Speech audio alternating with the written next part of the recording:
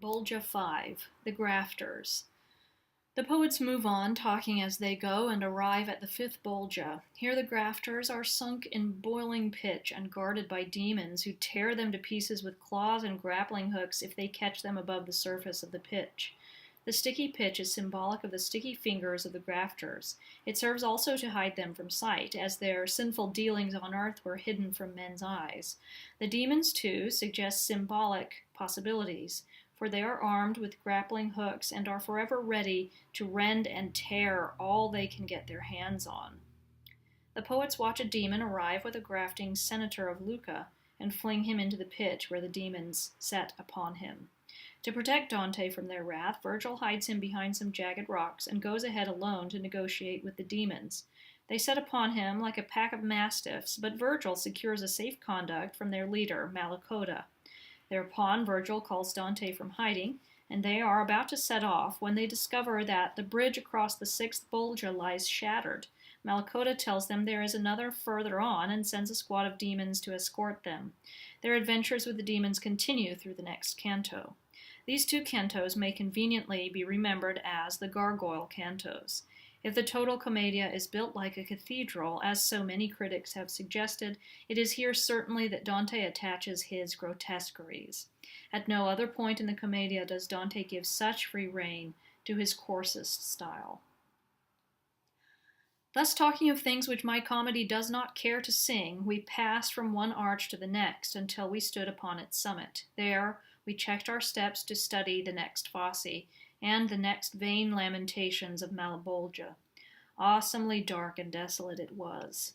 As in the Venetian arsenal, the winter through there boils the sticky pitch to caulk the seams of the sea-battered bottoms when no crew can put to sea, instead of which one starts to build its ship anew.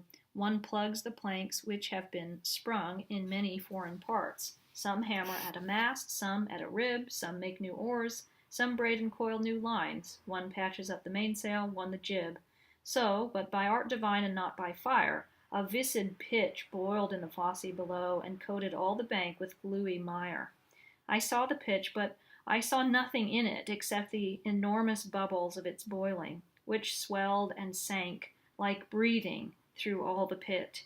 And as I stood and stared into that sink, my master cried, "Take care!" and drew me back from my exposed position on the brink. I turned like one who cannot wait to see the thing he dreads, and who in sudden fright runs while he looks, his curiosity competing with his terror. And at my back I saw a figure that came running toward us across the ridge, a demon, huge and black. Ah, what a face he had, all hate and wildness. Galloping so, with his great wings outspread, he seemed the embodiment of all bitterness. Across each high-hunched shoulder he had thrown one haunch of a sinner, whom he held in place with a great talon round each ankle bone. "Black talons of our bridge," he began to roar, "I bring you one of Santa Zita's elders. Scrub him down while I go back for more. I planted a harvest of them in that city. Everyone there is a grafter except Bunturo. There yes is no, and no is yes for a fee." Down the sinner plunged, and at once the demon spun from the cliff. No mastiff ever sprang more eager from the leash to chase a felon. Down plunged the sinner, and sank to reappear with his backside arched and his face and both his feet glued to the pitch, almost as if in prayer. But the demons under the bridge who guard that place, and the sinners who are thrown to them, bawled out, "You're out of bounds here, for the sacred face. There is no dip in the Sergio. Take your look, and then get down in the pitch, and stay below, unless you want a taste of a grappling hook." Then they raked him with more than 100 hooks, bellowing, "Here, you dance below the covers. Graft all you can. There, no one checks your books." They dipped him down into that pitch exactly as a chef makes scullery boys dip meat in a boiler, holding it with their hooks from floating free. And the master said, "You had best not be seen by these fiends till I am ready. Crouch down here. One of these rocks will serve you as a screen. And whatever violence you see done to me, you have no cause to fear. I know these matters. I have been through this once and come back safely." With that, he walked on past the edge of the bridge, and it wanted all his courage to look calm, from the moment he arrived on the sixth ridge. With that same storm and fury that arouses all the house, When the hounds leap at a tramp who suddenly falls to bleating where he pauses, so rushed those fiends from below, and all the pack pointed their gleaming pitchforks at my guide, but he stood fast and cried to them, "Stand back! Before those hooks and grapples make two free, send up one of your crew to hear me out. Then ask yourselves if you still care to rip me." All cried as one, "Let Malakota go." So the pack stood, and one of them came forward, saying, "What good does he think this will do?" "Do you think, Malakota," my good master said, "you would see me here, having arrived this far already, safe from you and every dread, without divine will and propitious fate? Let me pass on, for it is willed in heaven that I must show another this dread state." The demon stood there on the flinty brim, so taken aback, he let his pitchfork drop, then said to the others, "Take care not to harm him." "Oh, you crouched like a cat," my guide called to me, "among the jagged rock piles of the bridge. Come down to me, for now you may come safely." Hearing him, I hurried down the ledge, and the demons all pressed forward when I appeared, so that I feared they might not keep their pledge. So, once I saw the Pisan infantry march out under the truce from the fortress of Caprona, staring in fright at the ranks of the enemy. I pressed the whole of my body against my guide, and not for an instant did I take my eyes from those black fiends who scowled on every side. They swung their forks, saying to one another, "Shall I give him a touch in the rump?" and answering, "Sure, give him a taste to pay him for his bother." But the demon who was talking to my guide turned round and cried to him, "At ease there, snatcher!" and then to us, "There's no road on this side. The arch lies all in pieces in the pit. If you must go on, follow along this ridge. There's another cliff to cross by just beyond it. In just 5 hours it will be, since the bridge fell, 1,266 years and a day. That was the time the big quake shook all hell. I'll send a squad of my boys along that way to see if anyone's airing himself below. You can go with them. There will be no foul play. Front and center here, Grizzly and Helkin." He began to order them. "You too, Dead Dog, Curlybeard, take charge of a squad of 10. Take Grafter and Dragon Tooth along with you. Pig Tusk, Cat Claw, Cramper, and Crazy Red.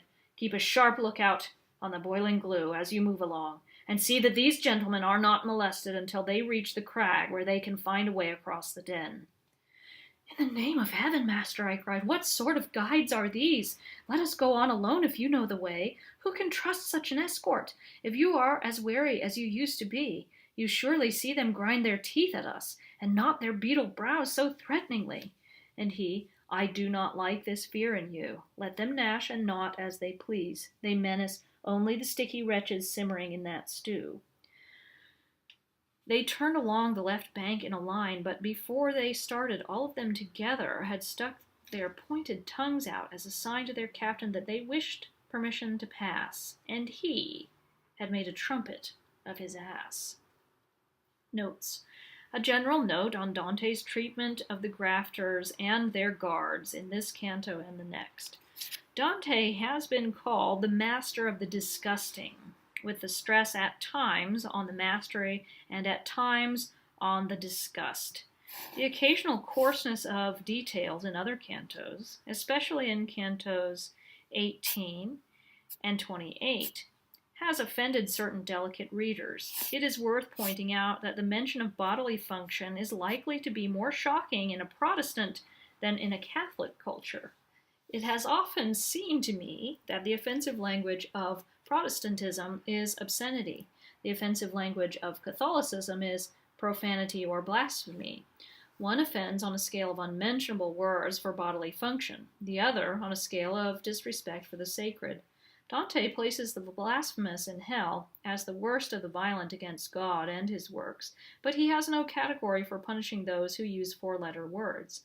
The difference is not, I think, national, but religious. Chaucer, as a man of Catholic England, took exactly Dante's view in the matter of what was and what was not shocking language. In The Pardoner's Tale, Chaucer sermonized with great feeling against the rioters for their profanity and blasphemy, for the way they rend Christ's body with their oaths, but he is quite free himself with obscenity. Modern English readers tend to find nothing whatever startling in this profanity, but the schoolboys faithfully continue to underline the marvels of his Anglo-Saxon monosyllables and to make marginal notes on them. Line 7. The Venetian Arsenal. The arsenal was not only an arms manufactory, but a great center of shipbuilding and repairing. 37. Black talons. The original is malbranche, evil claws. Line 38. Santa Zita. The patron saint of the city of Lucca. One of Santa Zita's elders would therefore equal one of Lucca's senators, or aldermen. Commentators have searched the records of Lucan aldermen who died on Holy Saturday of 1300, and one Martino Botaio has been suggested as the newcomer, but there is no evidence that Dante had a specific man in mind. More probably, he meant simply to underscore the fact that Lucca was a city of grafters, just as Bologna was represented as a city of panderers and seducers. 41. Bonturo. Bonturo Dati, a politician of Lucca. The phrase is ironic. Bonturo was the most avid grafter of them all. Line 51, Sacred Face, Il Volto Santo, was an ancient wooden image of Christ venerated by the Lucanese. These ironies and the grotesqueness of the elder's appearance mark the beginning of the gargoyle dance that swells and rolls through this canto and the next. Line 52, the Serchio is a river near Lucca. Line 61, you had best not be seen. It is only in the passage through this bolgia, out of the total journey, that Dante presents himself as being in physical danger. Since his dismissal from office and his exile from Florence, on pain of death if he return, was based on a false charge of grafting, the reference is pointedly autobiographical. Such an autobiographical interpretation is certainly consistent with the method of Dante's allegory. 79. Malacoda. The name equals bad tale or evil tale. He is the captain of these grim and semi-military police. I have not translated his name as I have those of the other fiends, since I cannot see that it offers any real difficulty to an English reader. 97 to 99. Pisan infantry, Caprona, etc. A Tuscan army attacked the fortress of Caprona near Pisa in 1289, and after fierce fighting, the Pisan defenders were promised a safe conduct if they would surrender. Dante was probably serving with the Tuscans. The opening lines of the next canto certainly suggest that he had seen military service. In some accounts, it is reported that the Tuscans massacred the Pisans despite their promised safe conduct, an ominous analogy if true.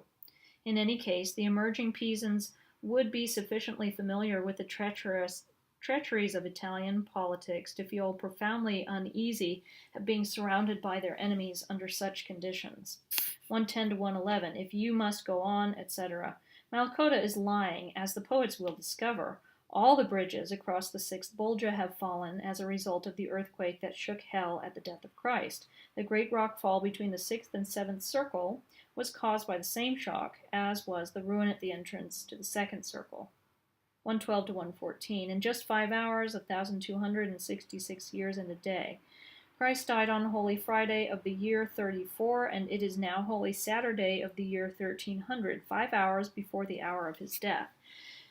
Many commentators, and Dante himself, in the Convivio, place the hours of Christ's death at exactly noon. Accordingly, it would now be 7 a.m. of Holy Saturday, exactly 8 minutes since the poets left the bridge over the fourth bolgia at moonset.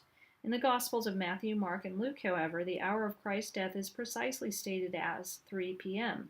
Dante would certainly be familiar with the Synoptic Gospels, and on that authority it would now be 10 a.m. As far as the action of the poem is concerned, the only question of consequence is the time lapse from the bridge over the fourth bolgia to the talk with Malacoda, a matter of 8 minutes, or of 3 hours and 8 minutes. One certainly seems too short, the other needlessly long, and while either answer can be supported with good arguments, this may be another case of literal worrying of poetic accuracy. 138 to 140, tongues, trumpet. The fiends obviously constitute a kind of debased military organization, and these grotesqueries are their sign and countersign. Dante himself, in his present satyr-like humor, finds them quite remarkable signals, as he goes on to note in their next canto.